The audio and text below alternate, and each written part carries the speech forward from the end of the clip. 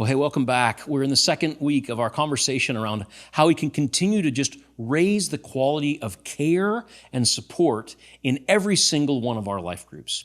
And I just want to emphasize and reiterate how critically important it is that you watch the first of these videos. Because really, quadrant one, this idea of being present, is the single most important thing that we can do for each other when it comes to carrying one another's burdens and being the kind of support and encouragement that we need for one another.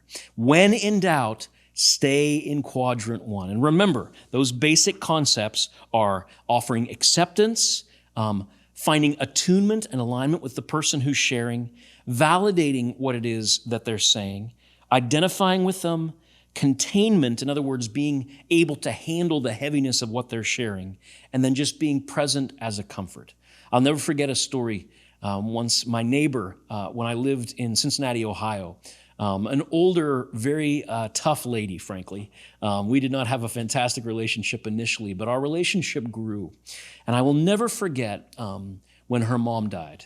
My neighbor's name was Lisa, and she was a Jewish woman. And part of Jewish tradition when someone passes is just to sit with them. It's called sitting Shiva.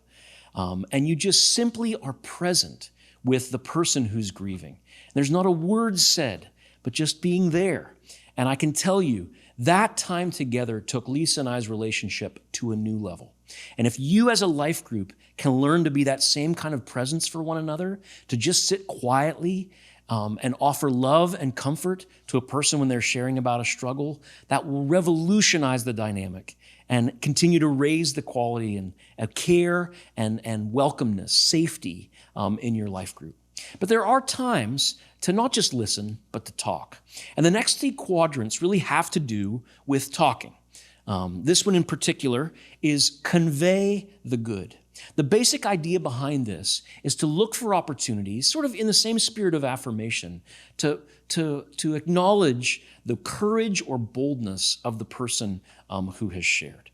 Again, the word count on this should be minimal. And you don't want to find yourself resorting to be a cheerleader, put away the pom-poms, all right?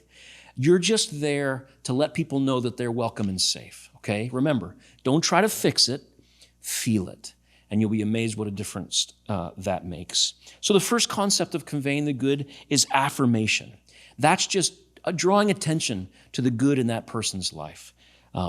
Similar to that is the theme of encouragement.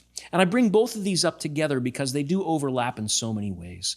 I'm just being able to affirm someone and say, it takes so much courage to be open about your struggle. Thank you for trusting us as a group with that. I mean, you literally could put that line in your pocket and use it in future groups. Sincerely, of course, but just to say, thank you so much for trusting us with such a sensitive thing. We're just so grateful that you would do that. Just that kind of affirmation and encouragement can mean the world. A similar theme, the third kind of nutrient that's part of this conversation, is respect. That can be in the way that you look at the person, in the way you're physically present, in keeping your phone in your pocket or turned off. But just to be giving your full attention can communicate such respect and value to a person. The next thing is hope. As followers of Jesus, we have hope. And again, this is one to be cautious with because we don't want to slip into platitudes or oversimplifying these kinds of things.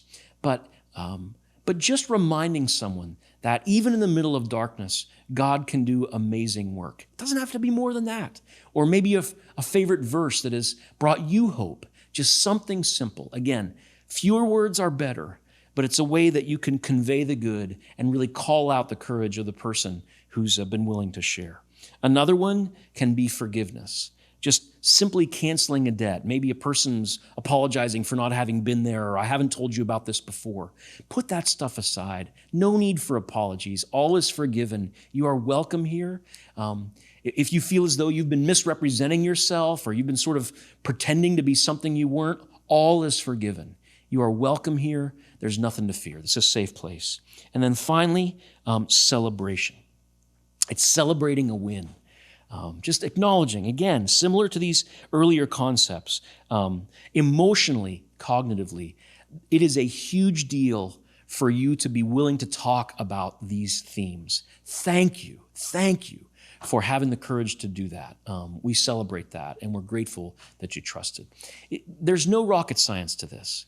When you're with people in a beautiful, safe way, God can use one another's presence to bring healing and restoration. And you can be that for the other people in your group by simply offering affirmation, by encouraging, modeling and demonstrating respect, offering hope and forgiveness when it's needed, and then celebrating together the way that God is at work even in the midst of the challenge.